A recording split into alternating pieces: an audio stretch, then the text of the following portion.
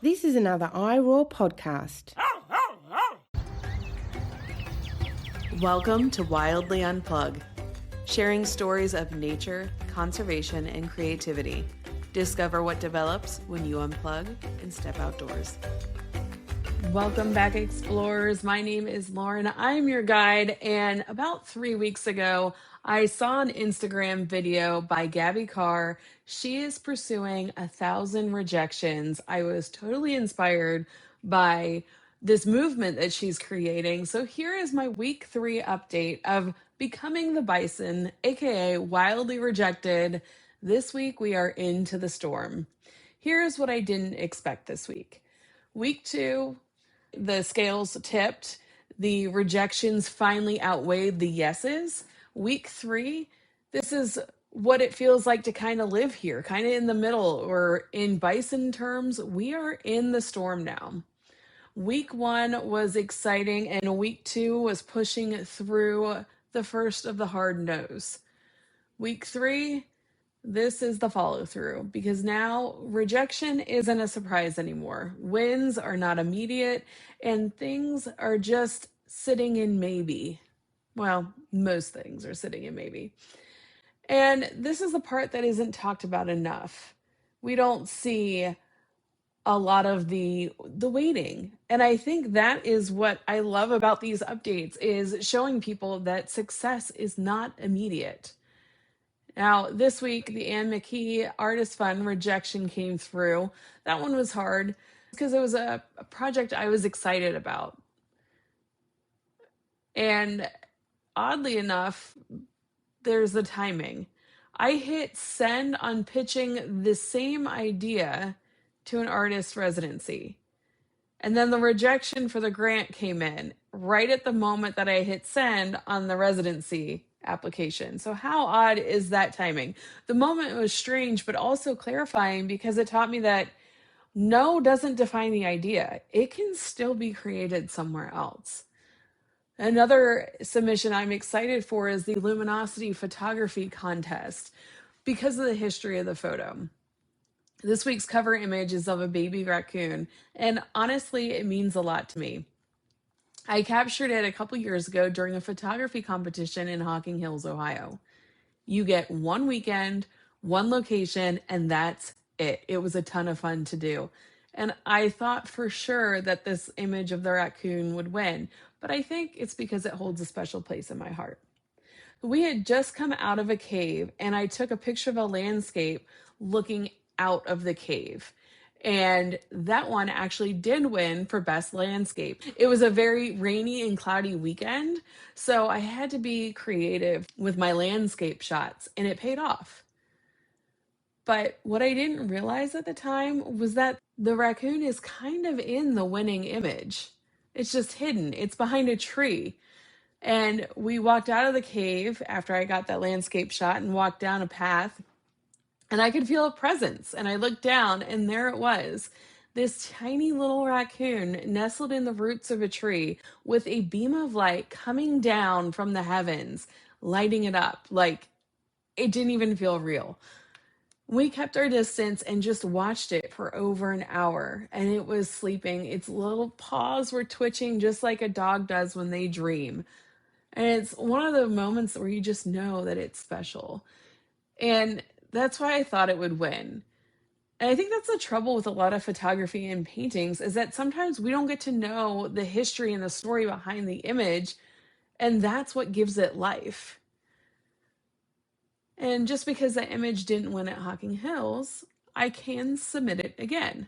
A different contest, a different theme, maybe a different outcome, or maybe not. Either way, it still counts for something.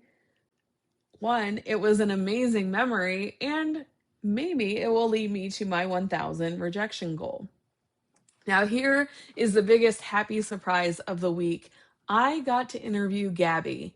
That's right, the creator of the 1,000 Rejection Challenge.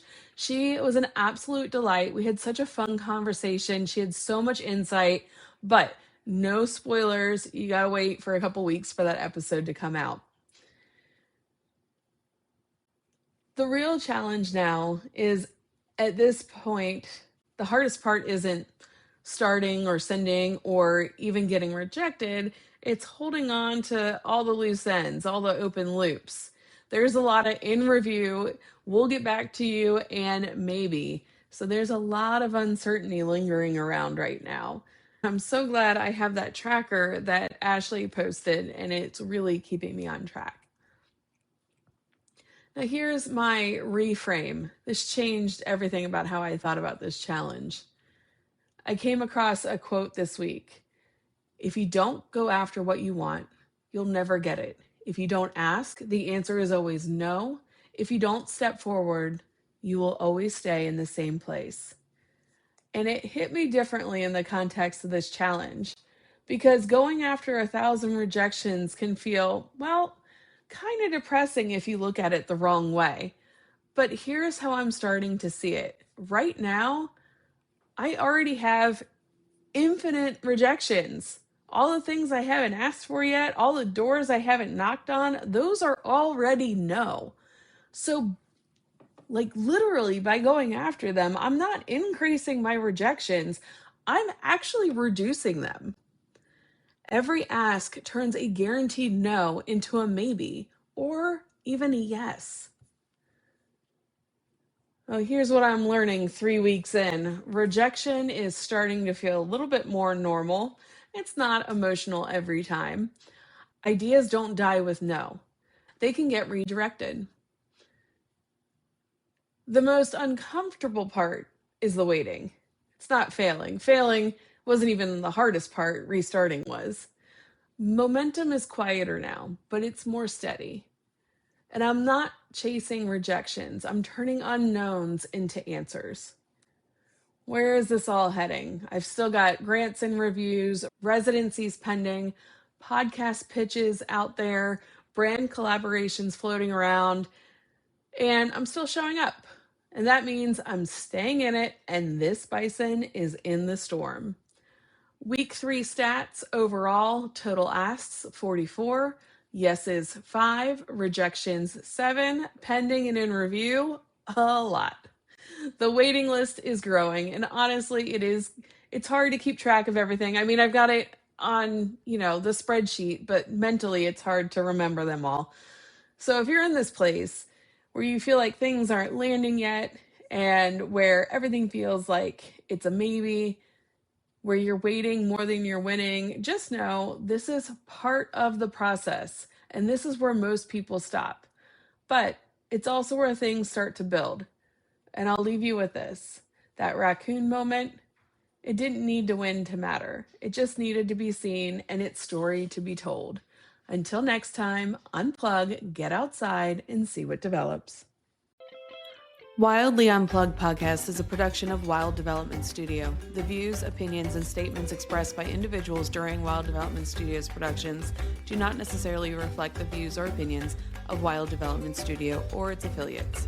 Participation in any activities, expeditions, or adventures discussed or promoted during our content may involve inherent risks. It is strongly advised that individuals conduct thorough research, seek professional guidance, and take all necessary precautions before engaging in such activities or venturing into wilderness areas.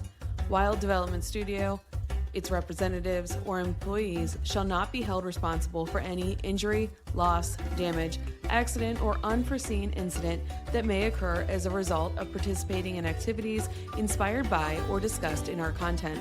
By choosing to engage with our content or act upon any information provided, individuals do so at their own risk and discretion. For more great iRaw podcasts, visit irawpod.com. That's IROARPOD.com.